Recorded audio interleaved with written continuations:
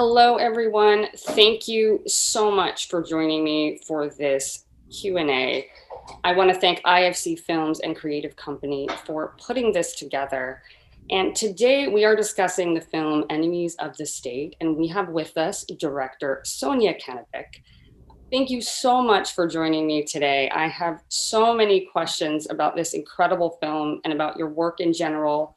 I just want to note that if you have any questions during the discussion, please submit them in the Q&A box and I will try to answer them or try to have them answered as we wrap up the discussion. So first and foremost, this subject matter is something that came to you, I understand, while you were working on National Bird and were inspired years back working on that film to then look into this phenomenal story. Can you walk me through how this case first came to you and the lengthy process in terms of the research into the DeHart family, what they endured, and just the subsequent years since everything that transpired? Yeah, thanks so much for having me. And yeah, you're absolutely right. I've known about the Matt DeHart story for a very long time. I was in production for my drone whistleblower documentary, National Bird, when one of my sources, contacts, told me about Matt DeHart. And the first thing I heard about him was that he had worked with military drones, apparently. And so I started reading about his story and went into some of the court records. And it became clear pretty quickly that his story was very complicated and involved, anonymous, and he's an alleged WikiLeaks courier is what I then heard. And then at that time, he and his family, I believe, were still in Canada and were applying for asylum. So it became clear to me that I couldn't include him just into a film about the drone war. That it's way too complex and complicated and would be a very big research rabbit hole and would require an intensive work. But I never forgot about his story because it's so dramatic and it has so many twists and turns and elements to it that just fascinated me and also just triggered my curiosity. So when National Bird came out, I circled back to it and I spoke to my producing partner. And I said, I really want to go deeper into the Matt DeHart story and find out more about his case.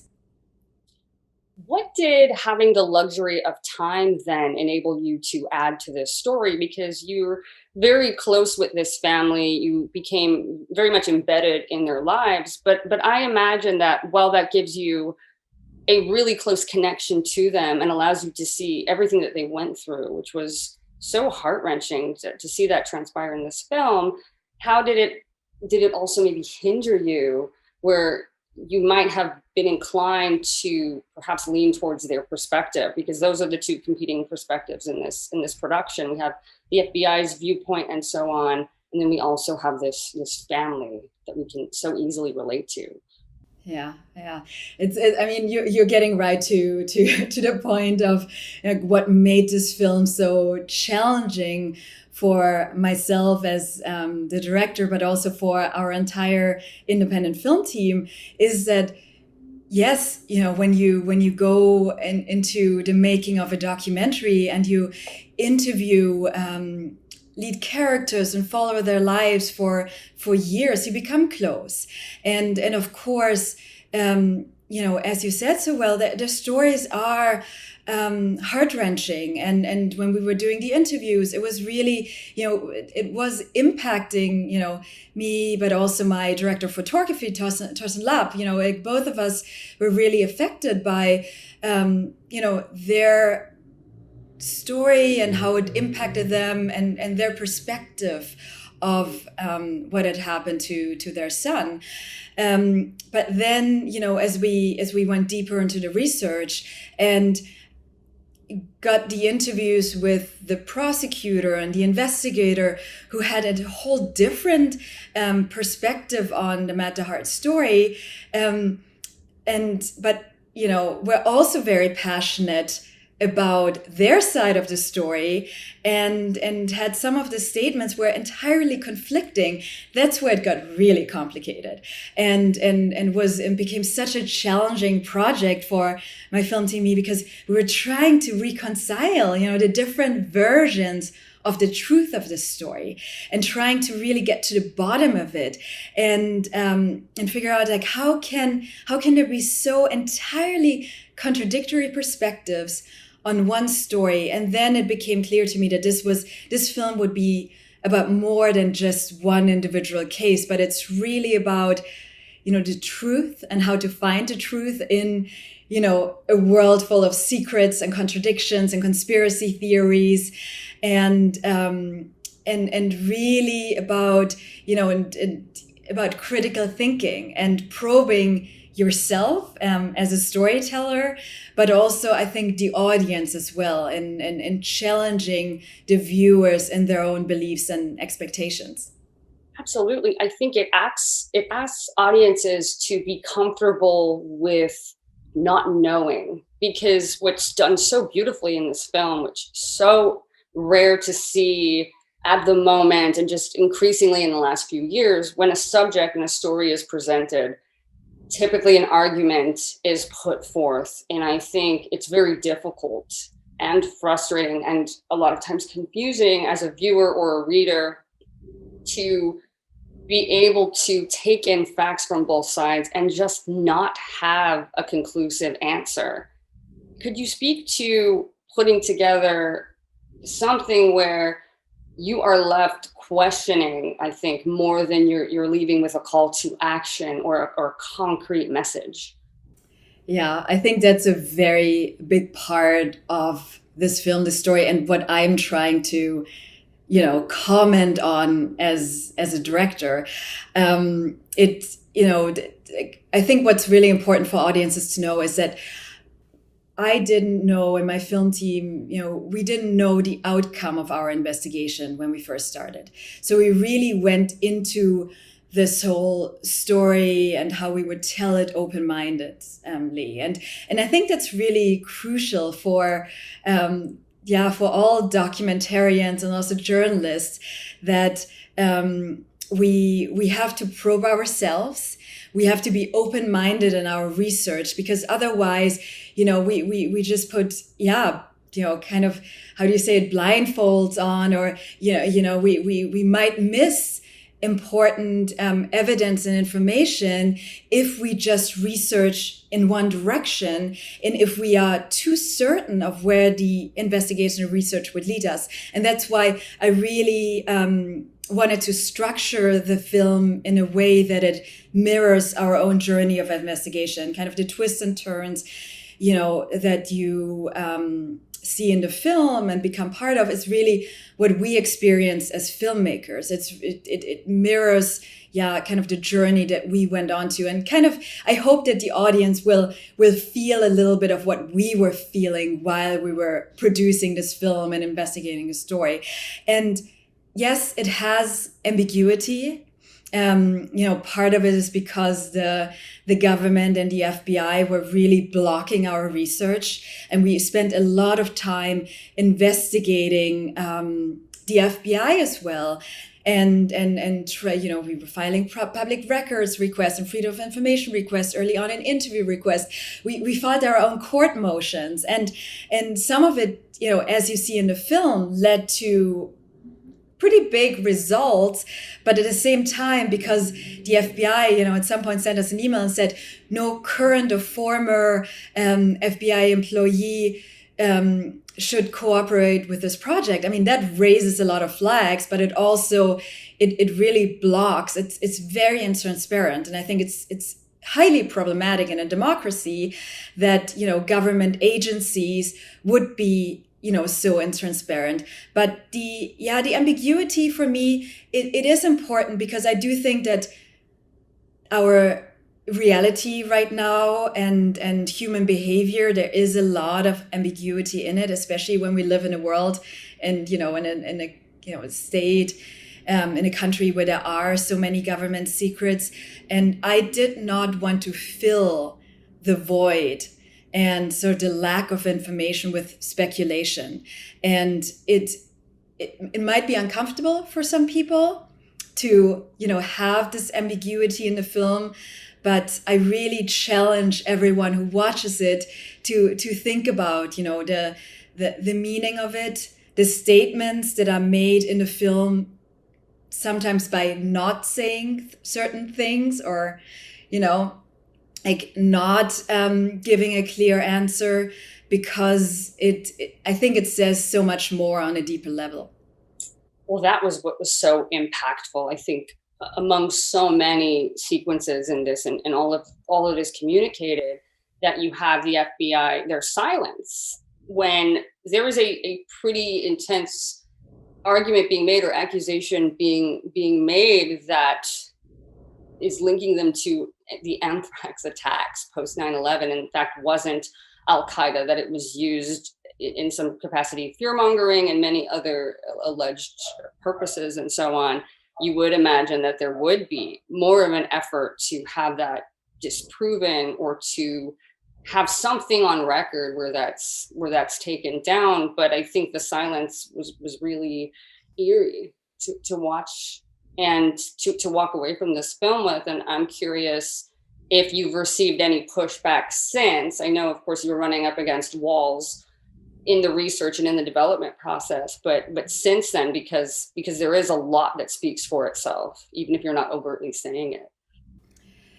Yeah, I mean, we are still on it. Like, I think when you have, still so many open questions, you, as, a filmmaker and journalist, you can't just let go. I'm just naturally extremely curious.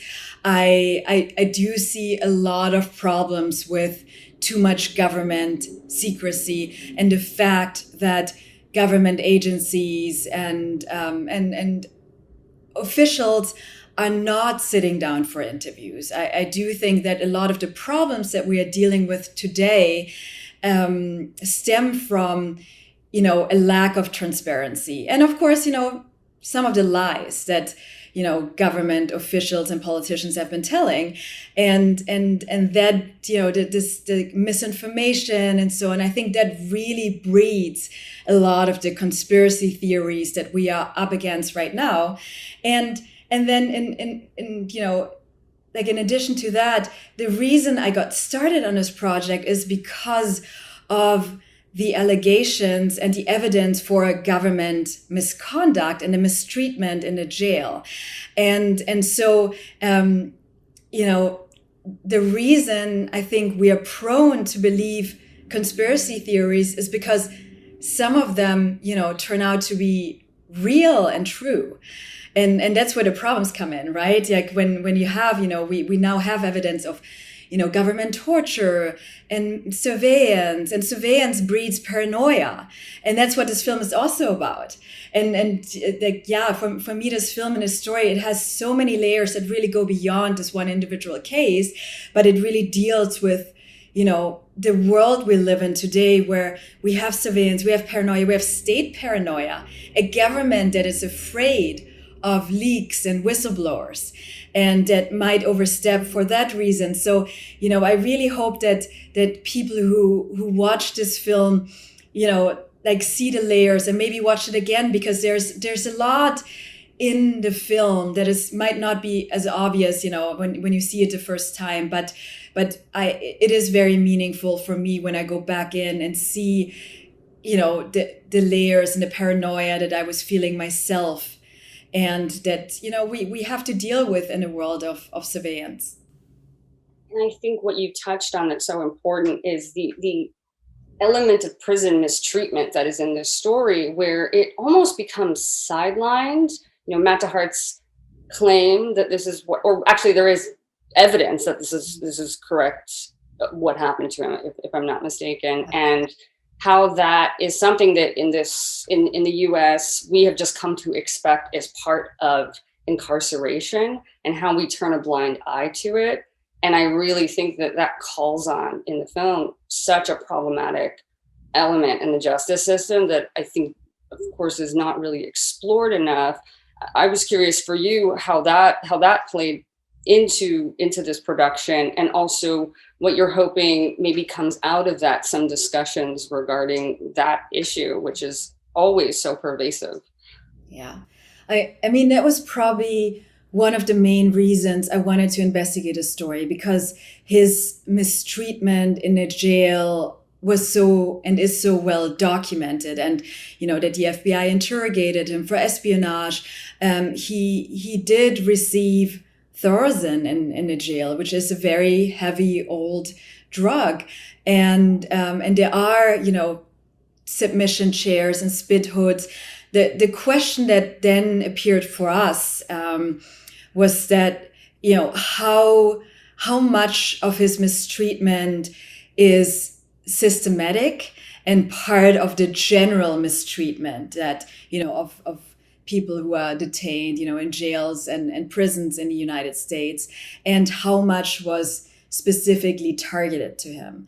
And that's where it really, this story does not have a simple answer, and there's all these complexities where my team and I, my producing partner Ines Hofmann-Kenner and I, we were doing a lot of the research together, and we're developing it through a lot of discussions amongst us, and really trying to figure out, is it possible that multiple things happened in his case, that it's not just black and white?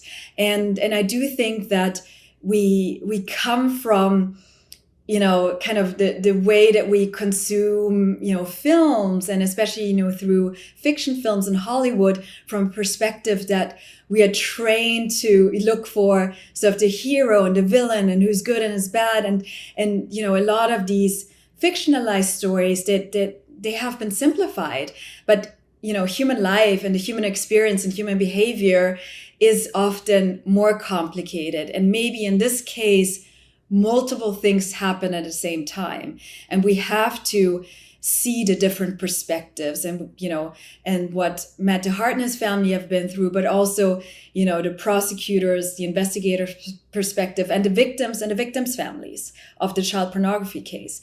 So all of that makes for a story that does live sort of in a shades of gray, and the truth might be really more complex than it seems on the surface.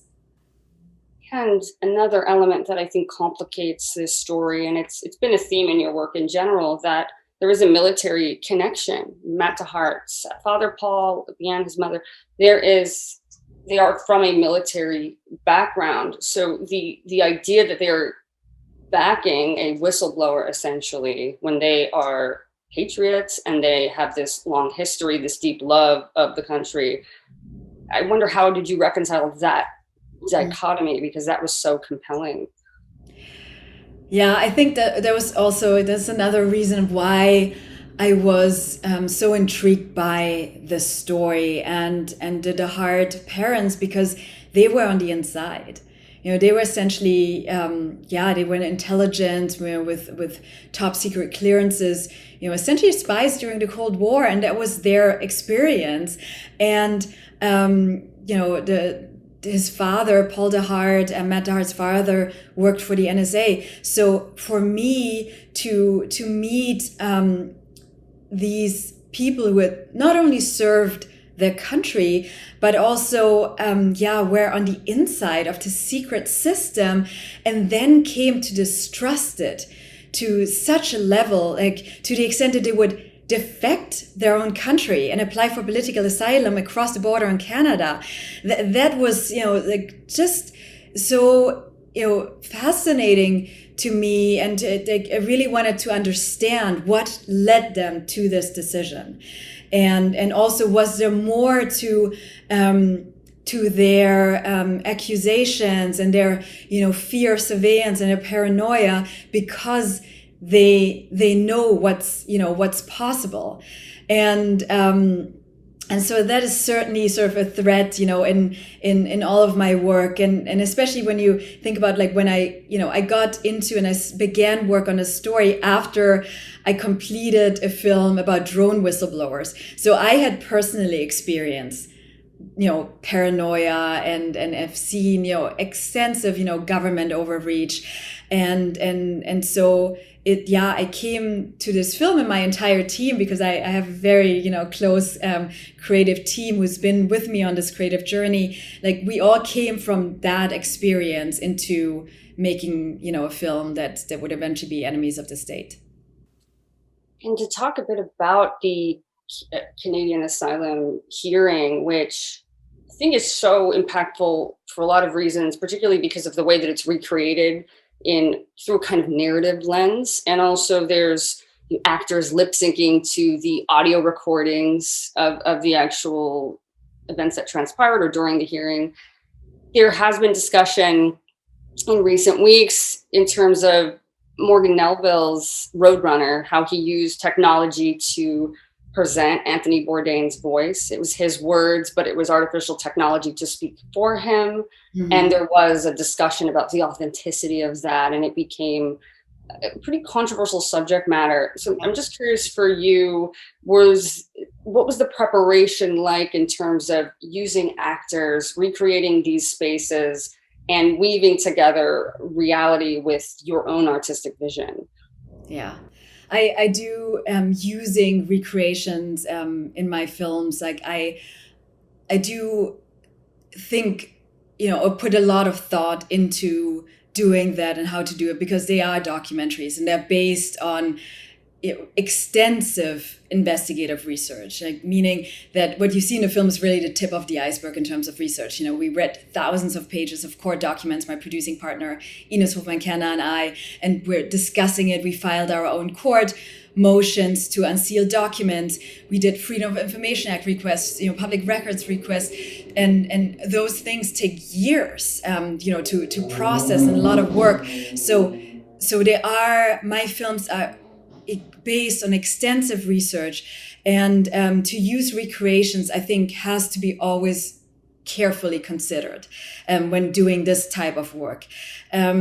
With this film in particular, a lot of the events that we recreated happened in the past, and they are very dramatic. Matt DeHart going to Canada, going to the Russian embassy, and so on. And then, of course, the hearing that you discussed in that courtroom in Canada during his hearing, the family's hearing for political asylum.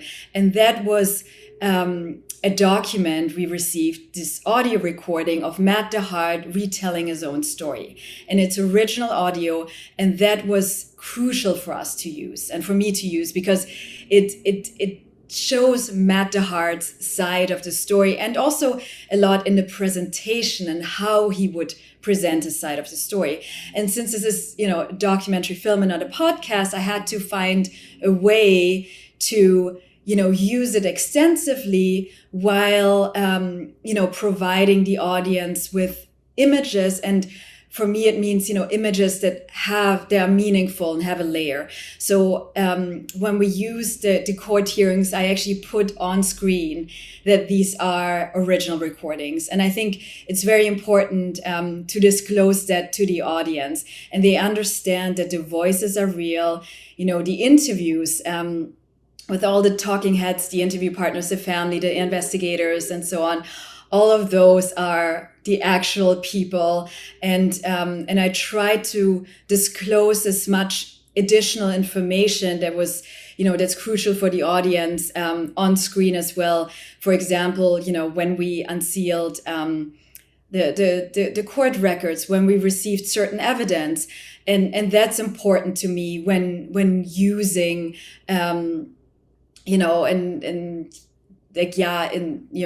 recreations and this kind of information in the film, and try to be transparent with the audience, when we would find and get access to certain information. But then on another level, in terms of the recreation, it became, at some point when I understood that there are so many different perspectives, and there wasn't, in this case, this film is really about seeking the truth and finding the truth. But it's also about personal memory, personal truth, subjective interpretations of the truth that might not necessarily be the objective truth. And it reminded me so much of, the Thin Blue Line, where it also deals, in a very smart way, with personal recollection and recreating them. And that's one of my references in this film, where the recreations actually have another layer of meaning. And everything that went into planning them is, I didn't just use sort of testimonies of the family, but I went back into all the court records, every document I could find. And then additionally, I tried to use as many documents as possible and as much evidence as possible on screen to show what we could, verify and what we could find, in written evidence. And then the recreation, they do show on a deeper level people's different perspectives of their version of the truth. It's interesting because I definitely could see elements of Errol Morris's work. I know he did serve as a producer on this, and he speaks so highly about how you're able to achieve elements with visuals that he actually himself is in awe of and hasn't been able to himself, which I think is so interesting. And I felt elements of the imposter, the way that Bart Layton would showcase images, and then as the story is progressing and as you're gaining different perspectives and seeing the events presented in a different light, how these images take on different meanings. So I definitely could see the influence there, but also just the way that you were able to really give your own stamp on this. It was really, really compelling. And I want to connect that to the ways in which whistleblowers today are such polarizing figures, even within aisles, across both aisles. We are seeing them being accused of furthering their own cause, wanting their own clout. You seldom see a celebration. I know you're working on a production about Reality Winner at the moment, and yet, as you said, there is so much that is shrouded in secrecy. It's a really tricky time in which information is being filtered in really problematic ways. I'm curious for you, where do you see the perspectives on these figures going? Do you see there being any sort of evolution? Do you think it's going to take several years before we look back at these individuals as taking risks? Yeah, what you're saying about, the way whistleblowers are portrayed by the government in particular, it's so right. There's always this, this attempt to portray whistleblowers as, the leakers, for profit or even traders and so on, when whistleblowers actually has, fairly narrow definition that these are not just general all leakers, and there are spies and leakers who provide secret information for personal gain or financial gain, but a whistleblower discloses information in the public interest. And that is often conflated. And I think it's part of what we've been experiencing in recent years, especially under Trump, this kind of, there's a lot of confusion that's being created around certain terms, misinformation, lies, and conspiracy theories. And we really, I think we live in a difficult world right now where we have to deal with this information overflow and the algorithms that, show us only certain type of information. And then with social media where everything is so quick, but it condenses information and simplifies it sometimes to the point where it's wrong.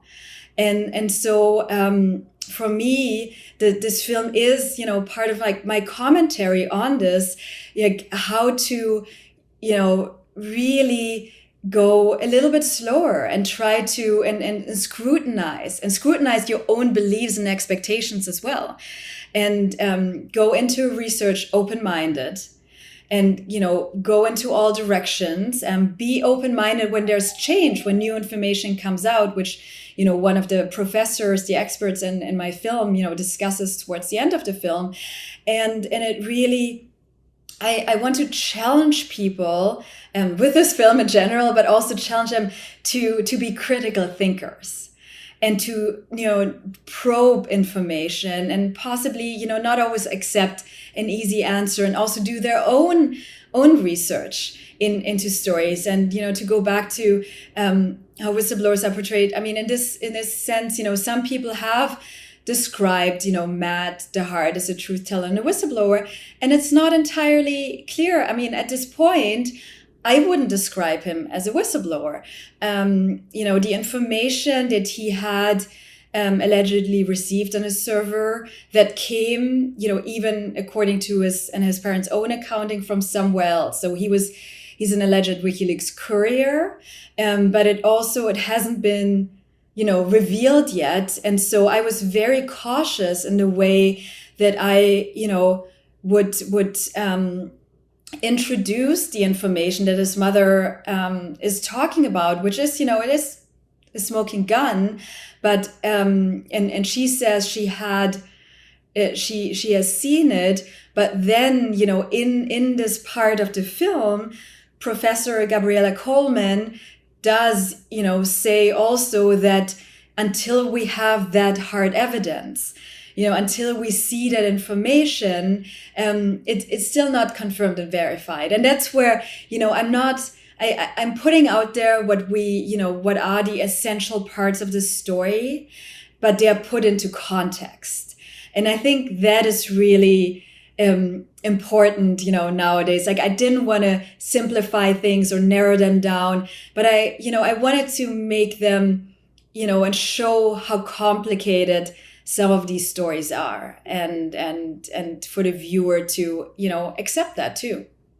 Absolutely. And before we just get to audience questions, because we do have limited time, I do want to point out that if anyone watching is curious, a subject in National Bird, Daniel Hale, there have been some developments in his time in the Air Force, him coming forward about some of the things that he witnessed in the drone program. It's really important, I think, just as citizens, to educate ourselves on all that's been transpiring in the coming days. And Sonia has been an immense part of. I want to also mention the film is out July 30th. It's out in theaters, everywhere you rent films. And just looking at some of the questions, we did touch on a lot of these already, but there is, of course, saying absolutely loving the film, congratulations. But what was the most challenging aspect of making this production for you? It's a hard question because there are so many challenging aspects, to be honest. It's, one part is that we talked on is that, we are, filmmakers, especially I think documentary filmmakers who are interested in, social justice reporting and uncovering, government misconduct and shine light on these issues. This is my life, right? And so with my production team, we are all really committed to our work, and part of it is very high risk work. And so when we then got deeper into it and saw how much conflicting information there was, and when we had these interviews that were entirely contradictory, he said, she said, that was a challenge for us, to reconcile that. And we were very thoughtful in the making of this film and the way that we, present the information and be accurate and fact checked everything. And really, we put only into the film what we really could, could verify and find, multiple sources for. And but that, for our film team, it was a very challenging and difficult experience, to go on this journey, and we were processing it together. And we came down, across the production and different, interpretations of where the truth lies in the story. And I think, for audiences, for them as well, that's what I'm expecting too, that people will have different interpretations of where the truth lies in the story. And I really hope that overall they will understand that this is really a film about the truth and not just about one individual case. So I would say, as filmmakers, that was probably the most challenging part too in the making of this film. And what's so interesting is I see a couple of other questions where they're asking, do you believe the FBI was involved in Canada's decision to deny Matt DeHart's asylum? Or do you think Matt's parents ultimately knew or understood what their son was involved in? And I think it's interesting these questions are being posed because, again, there is that gray area where that is not answered in the film. You as a filmmaker, I think it's clear that you perhaps do not have an exact answer for some of these inquiries yourself. Yeah, I mean, where I definitely, or like one of the options that I very strongly, like consider is that multiple things might have happened at the same time. And then the devil's in the detail of what happened first and what triggered what, right? So we have, evidence that there was an FBI investigation for national security. And at the same time, there was a child pornography investigation. And the FBI definitely used the other investigation for their own purposes. They wanted to interrogate Matt DeHart, and that was, the other child pornography investigation was a way to keep him longer and to, thoroughly investigate him. So, but that, doesn't mean, like it like that, the FBI was responsible for the other investigation, right? So I think you have to be very careful in this case not to draw, too simple of conclusions, and really, entertain the idea that, multiple things could have really happened at the same time. And then of course, when what I want to tell in this media part, when the story just became so big and was covered worldwide, is that there's one narrative that became, had a life of its own. And that to me is also just like so interesting to watch, and says so much about what we're dealing with today, around, the pandemic, information that's spreading, is that, there's one story that, started out that was also very layered and did a lot of research, but then it was repeated and it was, spread, and then other people, it was like a game of telephone where just covering one aspect of the story. And then, in some of the subsequent articles, the story developed and this became something else and something bigger. And that's where, it really, I think, challenges us to sometimes go back and be, scrutinize information that we read. And also that's what I do. It's like, what's the source? I read something on social media, it's like, oh my gosh, like this happening or so. But then I go back and I slow down and I take a step back and I'm like looking who posted it and what is the source and what are they basing the information on. And I think it takes work, but I think it's important right now that all of us, that we do that and we do our own research and we look exactly where information is coming from and what the sources are. Absolutely. All the more reason why yours is a voice that is so, so important right now. So thank you for your time. Thank you, everyone who tuned in. Please check out this film and all of Sonia's incredible, incredible work. Thank you. Thanks so much for having me. And yeah, please, spread the word. My work is very independent, it's journalistic, and we rely on word of mouth. So yeah, please come out and like engage with me. I really would love to hear people's feedback and, their interpretation of this, complex story.